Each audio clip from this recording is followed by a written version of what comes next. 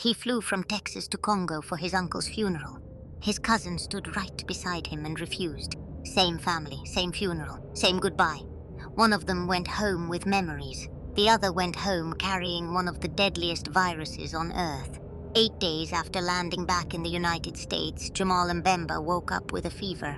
By evening, he was vomiting. By the next morning, there was blood on his pillow. At first, he thought it came from his nose. Then he looked in the mirror. There were thin red streaks running from the corners of both eyes. Doctors would eventually discover that the virus entered his body thousands of miles away. Not in a jungle, not from a wild animal, not from a stranger, from a funeral. And here is the part that makes this story terrifying. Tyrone attended the exact same funeral. He stood beside Jamal the entire time. Same family, same village, same farewell ritual. But Tyrone made one different choice. 8 days later, one of them was fighting for his life. The other never developed a single symptom.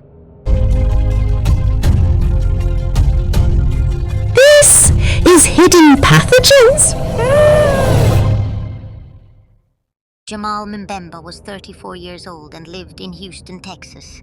His cousin Tyrone Mbemba lived 20 minutes away. They grew up together, same schools, same family reunions, same holidays. When their uncle died unexpectedly in Congo, neither of them hesitated. The funeral was scheduled for the following week. They booked seats on the same flight. Jamal was the emotional one, the one who remembered birthdays, the one who called relatives just to check in, the one who believed family obligations came before everything else. If someone in the family needed help, Jamal showed up. No questions asked. Tyrone was different, still close to the family, still grieving, but more cautious. The kind of person who researched everything. Before the trip, he read government travel advisories. He looked up local health notices. He read articles about recent outbreaks in the region. One topic appeared again and again. Ebola. Not a massive outbreak, not the kind that makes international headlines. Just enough cases to trigger warnings from health officials. Especially regarding funerals. Especially regarding contact with the deceased. Tyrone brought it up during their layover. "They're telling people not to touch the body," he said. Jamal barely looked up from his phone. "It's my uncle," Tyrone nodded. "I know, I'm just saying they specifically warn against it," Jamal sighed. "Tyrone, we're not talking about some stranger. We're talking about family." The conversation ended there. 20 hours later, they landed in Congo. They were picked up by relatives, driven to the village. Surrounded by grieving family members who had come from across the country to say goodbye. The funeral would take place the next morning. Neither Jamal nor Tyrone knew it yet. But one decision made during that funeral would determine everything that happened next. Remember that, because only one of them is going to walk away from this story unchanged. The funeral began shortly after sunrise. By mid-morning, the house was packed. Relatives filled every room. Neighbors stood outside the windows. Children sat quietly beside their parents. The air was heavy with heat, grief, and the sound of people crying. At the center of the room was an open casket. Inside lay Jamal's uncle, a man who had spent decades helping relatives immigrate, find jobs, and build new lives. A man Jamal had looked up to since childhood. People approached one at a time. Some prayed, some cried. Some spoke softly to the deceased as if he could still hear them. Then came the farewell ritual. Family members would walk to the casket and say one final goodbye. For generations, it had been done the same way. A touch of the hand, a kiss on the forehead, a final gesture of love before burial. Tyrone remembered the travel advisories, the warnings, the articles he had read before leaving Texas. He stayed near the back of the room. When his turn came, he bowed his head, said a quiet prayer, and stepped away. No touch, no contact, nothing more. Then Jamal's turn came. He walked straight to the casket. The room was silent for a moment. He simply stood there, looking at the man who had helped raise him, the man who taught him how to drive, the man who called every birthday without fail. Jamal reached down and took his uncle's hand. It felt cold. He squeezed it gently. Then he leaned forward and kissed his uncle's forehead. Several relatives nodded. Some wiped tears from their eyes. It was a completely ordinary moment. The kind of goodbye that happens at funerals all over the world. No one screamed. No one saw anything unusual. Nothing happened. At least, nothing visible. But somewhere on Jamal's skin was a tiny cut. A crack so small he didn't know it existed. And in that single moment, something crossed into his body. Something no one in that room could see. The funeral ended that afternoon. The family shared stories. They ate together. They mourned together. And by evening, Jamal and Tyrone were sitting side by side, talking about their flight home. Only one thing had been different. Jamal thought he was saying goodbye. He had no idea something was being passed to him. Here is what happened inside Jamal's body after the funeral. Not what he felt, because he felt nothing. What actually happened. Somewhere on Jamal's hand was a tiny break in the skin, a cut so small he never noticed it. Maybe from shaving, maybe from unpacking his luggage, maybe from nothing he could remember at all. It didn't matter. The opening was there, and for the virus that was enough. The moment Jamal touched his uncle's hand, microscopic particles entered his body. Invisible, silent, completely undetectable. There was no pain, no warning, no sign that anything had happened. Later that evening, Jamal sat with relatives and shared stories about his uncle. He laughed. He ate dinner. He talked about flying back to Texas. Meanwhile, something else was already beginning. The virus moved through his body unnoticed, finding cells, entering them, using them, turning them into factories that produced more virus. Then more. Then more. By midnight, there were thousands. By morning, there were millions. Every hour, the number grew. Jamal boarded his flight home feeling perfectly normal. He watched movies, slept in his seat, complained about airplane food, texted Tyrone after they landed, made it home.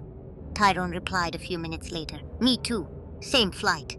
Nothing seemed different, but inside Jamal's body, the virus was spreading quietly through his bloodstream. Not fast enough to be noticed, not slow enough to be stopped. And that is what makes the virus so dangerous. For days it can hide. You go to work. You eat dinner. You sleep in your own bed. You tell yourself everything is fine. All while the virus is preparing for something much worse. 8 days remained before Jamal's life would change forever. Jamal felt completely healthy. The virus did not. The first few days back in Texas felt completely normal. Jamal unpacked his luggage, went through hundreds of photos on his phone, answered emails, caught up on work. By Monday morning, he was back at his desk like nothing had happened. His co-workers asked about the trip. He showed them pictures from Congo, the village, the family gathering, the funeral, the long flight home. Everyone said the same thing. That's a long way to travel for a funeral, Jamal agreed. But he was glad he went. A few days later, Tyrone called him. Just checking in. The conversation eventually drifted back to the warnings they had discussed before the trip. "You know, I still think touching the body was a bad idea," Tyrone said. Jamal laughed. "Here we go again. I'm serious. Dude, it's been almost a week." Tyrone didn't answer immediately. Jamal continued. "You spent the whole trip worrying about outbreaks and travel advisories because they existed, and yet here I am." Jamal spread his arms dramatically, even though Tyrone couldn't see him. "Alive," Tyrone sighed. "You know what I mean." Jamal laughed again. "You're paranoid." The call ended a few minutes later. For a while, it looked like Jamal was right. Nothing happened. No symptoms, no warning signs, no reason to think anything had followed him home from Congo. Then came day 6. Jamal woke up unusually tired. Not exhausted, just off. The kind of fatigue most people ignore. He blamed work, the jet lag, the long trip. Day 7 brought a headache, a dull pressure behind his eyes. Nothing severe, nothing alarming. He took ibuprofen and went about his day.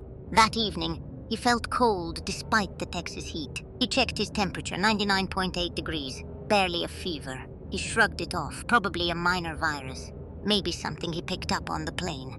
Maybe not. He went to bed early, certain he'd feel better in the morning. He didn't know it yet, but the virus had spent the last week multiplying in silence. The hiding phase was over. 8 days after the funeral, the virus made its first move.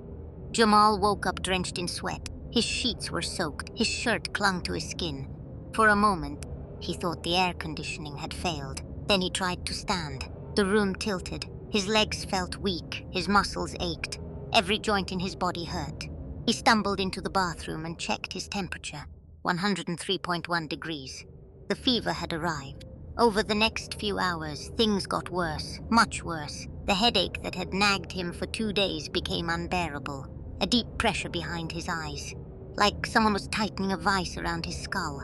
Then came the vomiting, at first once, then twice, then again. By noon, he couldn't keep water down. His stomach cramped, his body shook. Walking from the bedroom to the kitchen felt like running a marathon. Tyrone called that afternoon. Jamal almost didn't answer. "You sound terrible," Tyrone said immediately. "Probably the flu. Go see a doctor." "I'll be fine." But Jamal wasn't fine. Around 4 o'clock, he tried to stand from the couch. His vision narrowed, his knees buckled, and he crashed face first onto the living room floor. The sound brought his neighbor running. She found him barely conscious, burning with fever, struggling to respond. An ambulance was called. Paramedics arrived minutes later. They loaded Jamal onto a stretcher. His temperature was climbing. His heart was racing. His blood pressure was falling. One paramedic asked if he had traveled recently. Jamal managed a single word: Congo. The ambulance fell silent. Nobody knew exactly what was happening yet. But everyone knew one thing. This was not a normal flu. 20 minutes later, Jamal was being rushed through the emergency department doors. The doctors had no diagnosis, no answers, and no idea how much worse things were about to become. This was not the flu. And it was not going away. The emergency department moved quickly. Jamal's fever was now over 104 degrees. He was severely dehydrated. His heart rate was climbing. His blood pressure was falling. Nurses hung bags of fluids. Blood samples were rushed to the laboratory. Doctors began working through the possibilities. The first suspicion was malaria. It made sense. High fever. Recent travel to Central Africa. Malaria kills hundreds of thousands of people every year. The ER physician ordered testing immediately. While they waited, another doctor suggested typhoid fever. Another possibility. Another disease travelers sometimes bring home. Then someone mentioned severe gastroenteritis, a foodborne infection, maybe something he ate during the trip. As the hours passed and Jamal continued deteriorating, the conversation shifted again. Sepsis, a life-threatening reaction to infection. His blood pressure was dropping. His body was beginning to show signs of systemic failure. The doctors started broad-spectrum antibiotics, just in case. Meanwhile, Tyrone sat in the waiting room, watching nurses move in and out of Jamal's room, watching doctors study lab results, watching the situation become more serious by the hour. No one had answers. No one knew why a healthy 34-year-old man was suddenly collapsing. And almost nobody was considering Ebola. Not because the doctors were careless, not because they were incompetent, because they were in Texas. A fever in Texas is usually the flu, or pneumonia, or food poisoning, or one of 100 other illnesses seen every day. Ebola was something most of these doctors had only read about. Something that happened thousands of miles away. Something that belonged in medical textbooks and outbreak documentaries. Not in a Houston emergency room. As night fell, Jamal's condition continued to worsen. His fever wouldn't break. His vomiting wouldn't stop. His blood work showed signs that multiple organs were beginning to struggle. The diagnosis still didn't fit. Something about the case felt wrong. Then, during a shift change, a new physician walked into Jamal's room. She reviewed the chart, read the travel history, looked at the lab results, and asked a question nobody else had asked. Before we continue, if you're fascinated by real medical mysteries like this, share this video and subscribe to this channel. And if you value these videos, there's a free link in the description and pinned comment that helps support the channel. Every bit of click helps us continue researching and telling these stories, and it's completely free. Let's continue. The new physician had only been on shift for 10 minutes. She stood at the foot of Jamal's bed, scrolling through his chart. High fever, persistent vomiting, falling blood pressure, abnormal blood work. Nothing explained everything. She looked up. "Jamal, have you traveled internationally recently?" His eyes were half closed. His voice was weak, but he answered immediately. "Congo." The doctor stopped typing. "How long ago? 8 days. What were you doing there?" "A funeral." The room became very quiet. The doctor asked another question. "Did you have any direct contact with the deceased?" Jamal hesitated, then nodded. "Yes." For several seconds, nobody spoke. The nurse looked at the physician. The physician looked back at the chart. Then she picked up the phone. Everything changed. Additional questions followed. What region of Congo? When exactly had the funeral occurred? Who else had attended? Who had traveled with him? Who had he been around since returning home? Within an hour, infection control personnel were involved. The emergency room staff began following stricter precautions. Jamal was moved to a private room. Visitors were restricted. Protective equipment appeared. Not because anyone knew for certain what he had. Because they suddenly had to consider the possibility. Tyrone's phone rang shortly after midnight. A hospital administrator wanted information. Travel dates, flight numbers, names of relatives. Anyone who may have been exposed. Tyrone felt a knot form in his stomach. For the first time since the funeral, he thought about the warning. The one he had read before leaving Texas. The one he had repeated to Jamal during their layover. "They're telling people not to touch the body." Jamal had laughed. Now he was lying in an isolation room. As the night continued, blood samples were sent for specialized testing. Public health officials were notified.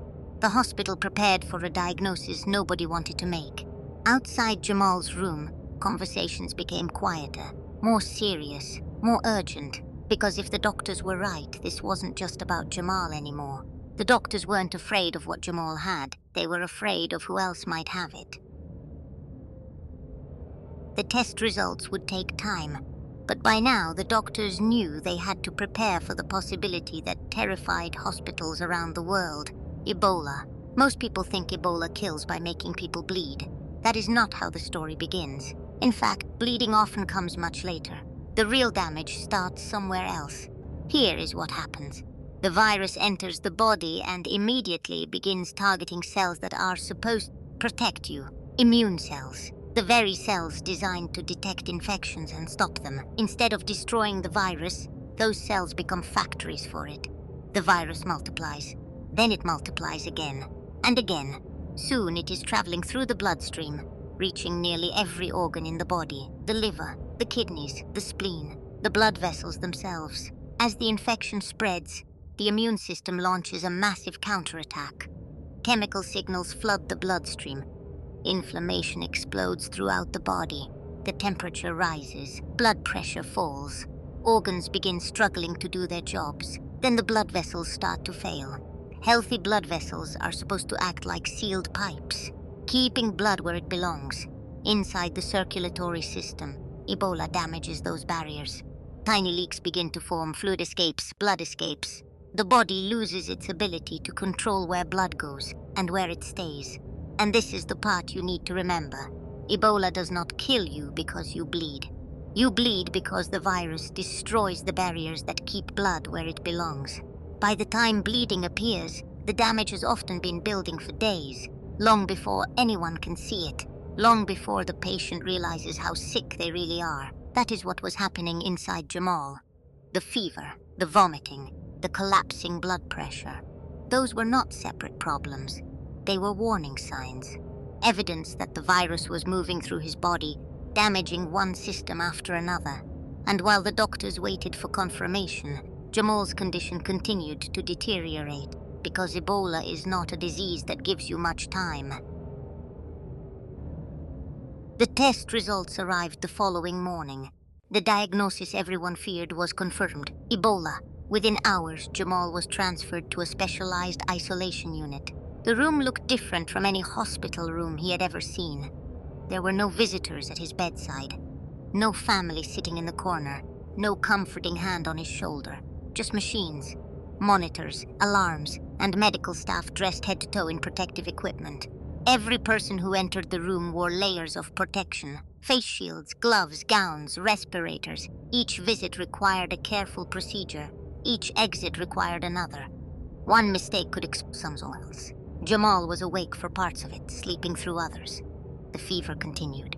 The vomiting continued. And now new problems were appearing. His liver enzymes were rising. His kidney function was worsening.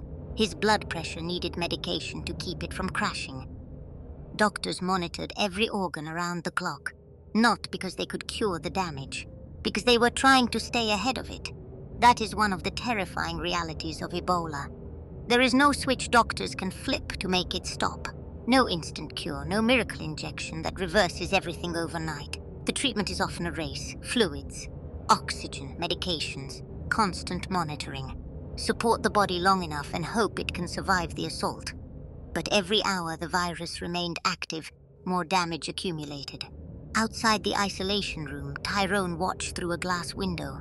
The same cousin who had sat beside Jamal on the flight. The same cousin who had attended the funeral. The same cousin who had warned him. Now there was a wall between them. A physical reminder that their paths had split the moment Jamal reached into that casket. Family members called constantly. His mother, his sister, relatives from Congo, everyone asking the same question: is he getting better?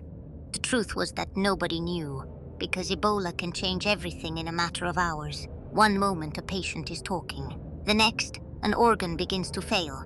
Another infection takes hold. Blood pressure collapses. The line between recovery and catastrophe becomes frighteningly thin. And as the machines continued to beep through the night, one thing became painfully clear. Jamal was fighting a virus that had already taken control of nearly every system in his body. For the next several days, Jamal remained in intensive care, and for a brief moment, the doctors thought he might be stabilizing. His fever dropped slightly, his blood pressure improved. A few lab values stopped getting worse. The family clung to that hope. Then the virus made its next move. His liver began to fail. The organ responsible for filtering toxins and helping blood clot was no longer working properly. The blood tests told the story before anyone else could. Numbers that should have been low were climbing. Numbers that should have been high were falling. Then his kidneys started shutting down. Waste products accumulated in his bloodstream. His body struggled to maintain the most basic chemical balances required for life. Machines and medications could help, but they could not replace everything his organs were supposed to do. Then came the bleeding. Not dramatic at first. A little blood when he coughed. Blood around his gums. Small spots beneath the skin. Tiny signs that the walls holding everything together were beginning to fail. The doctors watched carefully, because they knew what those signs meant. Jamal did too. Even through the exhaustion, even through the pain, he could see the concern on their faces. One afternoon, Tyrone was allowed to speak with him through the isolation barrier. A glass wall separated them. Jamal sat weakly in bed. Tyrone stood on the other side. For a few moments, neither said anything. There wasn't much left to say. The monitors filled the silence. Finally, Jamal smiled. At least he tried to. "You look terrible," Tyrone said. Jamal laughed weakly. "So do you." Tyrone shook his head. "I've been sleeping in hospital chairs." Jamal looked down. For a moment, he seemed older than 34. Much older. Then he said something Tyrone would remember for the rest of his life. "You warned me." Tyrone didn't answer. "You told me not to touch him." Still silence. Jamal stared at the blanket covering his legs. "I keep thinking about that funeral." Tyrone looked away. "The line of people." Jamal continued. "The casket. The goodbye." His voice cracked. "I can still remember touching his hand." Tyrone closed his eyes. "What do you say to that? There is no comfort in being right. Not when the person suffering is someone you love. Not when the cost is this high." For several minutes, neither cousin spoke. The machines kept beeping. The nurses kept moving. Life inside the ICU continued. But everything had changed. Same flight, same funeral, same goodbye. One cousin returned home healthy. The other was fighting for his life behind a sheet of glass. And the difference between them came down to a single moment.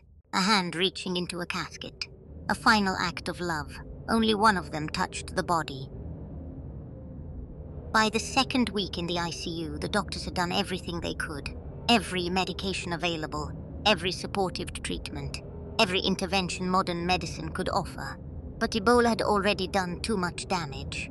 Jamal's liver was failing. His kidneys were failing. His circulatory system was struggling to keep up. One by one, the numbers on the monitors moved in the wrong direction. The doctors saw it. The nurses saw it. And eventually the family saw it too. The conversations changed. Less talk about when Jamal would come home. More talk about whether he would. Tyrone still came every day. He stood outside the isolation room, sometimes for hours, watching through the glass, hoping for something to change. A better lab result, A stronger heartbeat, a sign that the worst had passed, but the worst hadn't passed. It was still coming. Late one evening, Jamal's condition deteriorated rapidly. More medications were started, more alarms sounded. More staff entered the room. Behind the glass, Tyrone watched the movement, the urgency, the expressions on their faces, and he understood before anyone told him. The doctors were no longer trying to help Jamal recover. They were trying to keep him alive. For a few more hours. A little after midnight, the machines became quieter. The rush slowed. The staff gathered around the bedside. Then one physician stepped into the hallway. Tyrone already knew. He could see it in her face. Jamal Mbemba died 12 days after attending his uncle's funeral. He was 34 years old. There was no dramatic final speech. No last-minute miracle. No sudden recovery. Just a hospital room, a family waiting for good news that never came, and a virus that had won. Weeks later, Tyrone returned to work, returned to normal life, returned to the routines he and Jamal used to share. People asked him about the trip. Some asked about Jamal. Most couldn't understand how two people could experience the same journey and end up with completely different outcomes. Tyrone couldn't stop thinking about it either, because he attended the same funeral. He hugged the same relatives. He sat in the same crowded room. He stood beside the same casket. He took the same flight back to Texas. He even stood beside Jamal during the farewell ritual. But there was one difference, one small decision made in a moment of grief. Tyrone never touched the body, and Tyrone never got sick. He flew from Texas to Congo for his uncle's funeral. His cousin stood right beside him and refused. Same family. Same funeral, same day. One of them went home with memories. The other went home carrying one of the deadliest viruses on Earth. Most people think Ebola is terrifying because of the bleeding, or the fever, or the mortality rate. But the scariest part is something else. It's how ordinary the beginning looks.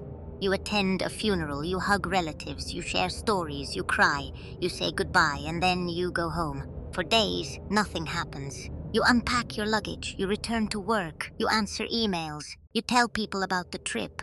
You believe the story is over. Meanwhile, something invisible is unfolding inside your body.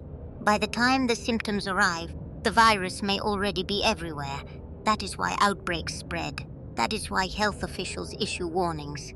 And that is why a single moment can change the course of an entire life. Jamal Mbemba never saw the virus, never felt it enter his body. Never knew the exact second everything changed, because there was no dramatic moment, just a goodbye, a hand reaching into a casket, a final act of love, and then a flight home. Two cousins flew from Texas to Congo for the same funeral. One touched the body, one didn't. One came home with memories. The other came home carrying one of the deadliest viruses on Earth. 8 days later, he was bleeding from his eyes. That was the only difference. That was the entire difference. If you made it all the way to the end, thank you. These stories take a lot of research to put together. If you'd like to support the channel, you'll find a free link in the description and pinned comment. Checking it out helps support future videos, and every click allows us to keep bringing these cases to the channel. Also, it's completely free.